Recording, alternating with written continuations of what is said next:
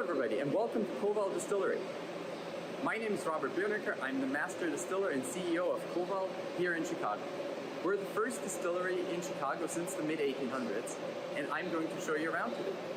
Behind me you see the production facility, and I'm going to get into more detail when we walk through it.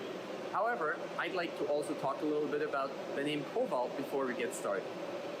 My wife and I started the distillery in 2008, and we had a hard time finding a name.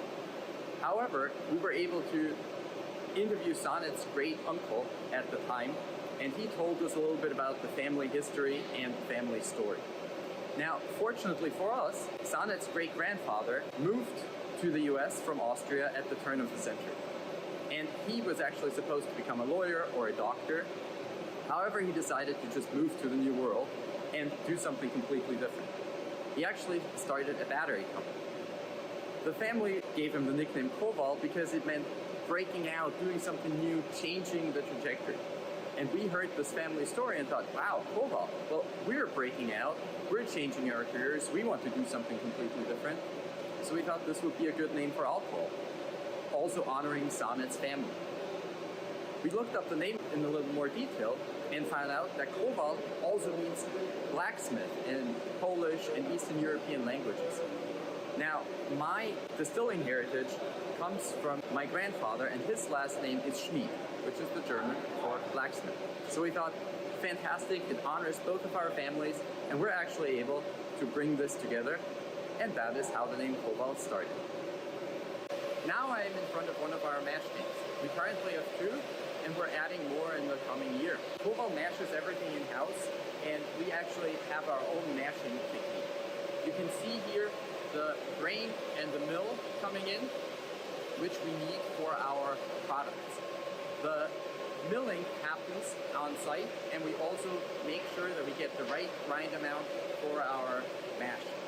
Now, we mix the hot water and the grain together in our mash reaction tank behind me here, and we make a grain slurry. This really gives us the full flavor of the product. We leave the grain in the whole time.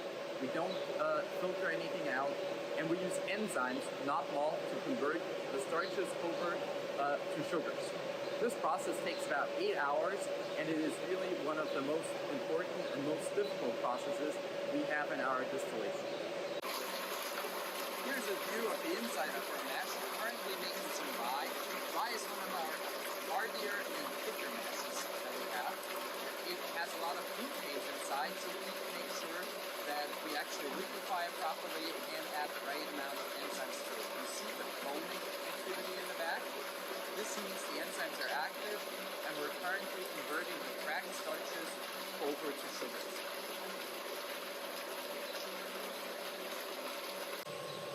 You can see some yeast bubbling here. This is to make sure that we actually have activated yeast and yeast that is working before we add it to our mash reaction tank and complete this step of the process. Behind me you can see some of our fermenters. This is the second step in our production. They are 5,850 liters, and this is where the mash stays for about 4 days. Very important is to keep the temperature of the fermentation stable. So we have glycol jackets to make sure it all stays homogeneous, and also agitators to mix the mash through properly during the entire fermentation process. All of our mashes are 5,000 liters, and that's why we need a little extra headspace on the fermenters to allow for some foaming and bubbling, so they are a little bigger at 5,850 liters. Now, in about 4 days, this mash produces 10 to 12% alcohol, which is a good amount for us to distill later on. The final step is our distillation. Behind me you see our 5,000 liter pot hybrid system. We opted for a pot and 2 double columns before the condenser because we really want to make sure we get the products and the flavor profile exactly right. And the pot hybrid system allows us the greatest control and greatest adjustments. All of our products are certified kosher and organic as well, so we pay great attention to what goes in at the mashing stage, at the fermentation stage, and it's really something that we're very proud of, what we've created in terms of new American whiskey flavors. After the step of distillation, which takes about 10 hours, we go over to the alcohol finishing and the barreling for the whiskeys. The gins we're able to bring to you a little faster because they don't need to age. The whiskeys usually stay in the barrel for about 3 years, but most of our products are already a little older before they get to you. The whole process from start to finish, from the milling in to the distillation, takes us about a week.